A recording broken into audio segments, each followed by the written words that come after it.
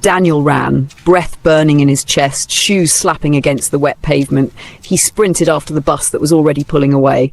"Wait, please!" he shouted, but the driver didn't hear him. The taillights disappeared into the morning fog, leaving him drenched and late. Again, he stood there for a second, staring at his reflection in a puddle. "Tomorrow," he muttered. "Tomorrow I'll wake up earlier, I promise." It wasn't the first time he'd said that. Not the second. Not even the 10th. Daniel was brilliant, ambitious, and endlessly full of ideas. He'd sketch business plans on napkins, record voice notes about inventions that could change lives, and dream about the day his name would mean something. But somehow every dream ended with one word: tomorrow. That night he sat at his cluttered desk, surrounded by notebooks that hadn't been opened in months. A dim desk lamp flickered, casting tired light across a to-do list that was more wish than plan. He rubbed his temples and whispered, "I'll start tomorrow." When he woke up, something was wrong. The light outside his window looked the same, soft, grey, unmoving. His phone buzzed, but the screen showed no notifications, no messages. Only one word glowed where the date should have been: tomorrow. He laughed nervously. Weird glitch. But when he looked at his clock, the hands were frozen. The ticking had stopped. The world outside was silent. No cars, no birds, no movement at all. "Hello?" he called out, stepping into the street. His voice echoed endlessly down the empty road. A chill ran through him. He shouted again, louder this time, "Is anyone there?" Only his voice came back. And then, faintly, from behind him, a whisper. "You said tomorrow." Daniel spun around, heart hammering. "Who said that?" His voice trembled. No one stood behind him, with just the motionless street and the faint shimmer of heat rising from the asphalt. He took a step back toward his apartment, trying to convince himself he'd imagined it. Inside, his laptop screen had gone black except for a blinking cursor. Then, words began typing themselves. "Finish what you started." Daniel stumbled away, knocking over a cup of coffee. No, this isn't real," he whispered. He pressed the power button, but the laptop stayed on, the same sentence pulsing like a heartbeat. He grabbed his phone again. The date still read tomorrow, his messages, his calendar, everything frozen. What the hell is going on? As he shouted, the lights flickered. The same whisper came again, closer this time, echoing through the walls. "You said tomorrow," over and over. His throat went dry. "Who are you?" Silence. "I'm the time you wasted." Daniel's chest tightened. He backed into the corner, panting.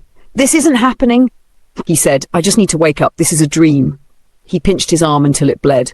He didn't wake up. Hours, or maybe days, passed. Time had no meaning anymore. He screamed, cried, begged for morning, but the sky stayed in that same colourless half-light. Hunger gnawed at him, but his fridge never emptied, his body never truly tired. He was trapped in eternity, in a single unfinished day.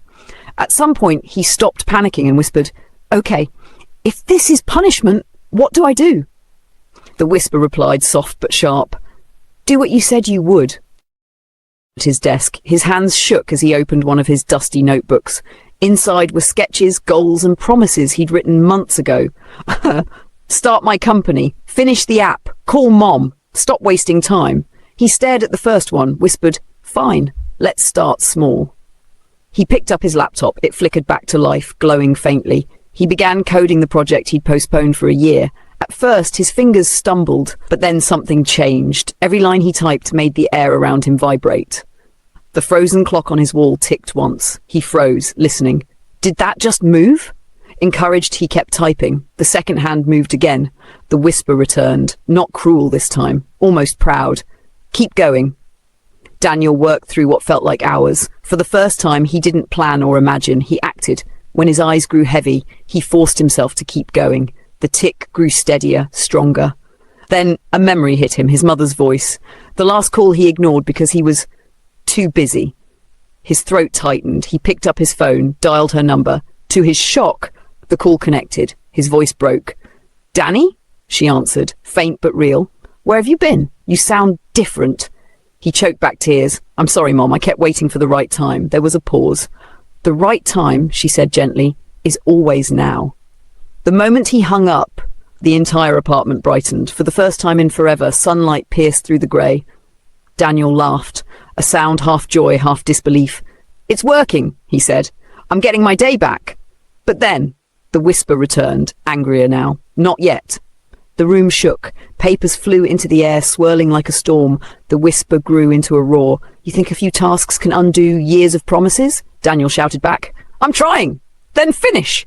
Every unfinished project on his desk, the books, the blueprints, the drawings, erupted in flashes of light. One by one, they turned into glowing symbols that swirled around him.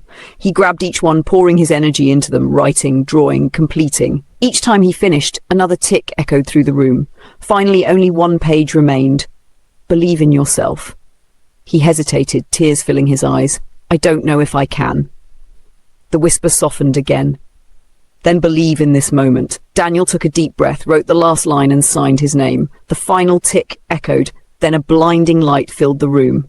When he opened his eyes, morning sunlight streamed through the window. Birds sang outside. His phone buzzed. Notifications, text, life moving again. The date finally read, today. He smiled, whispering to himself, it's today. He brewed coffee, sat at his desk and opened his laptop, this time with purpose. The fear of tomorrow was gone. As he began typing again, he said quietly, time only moves when you do.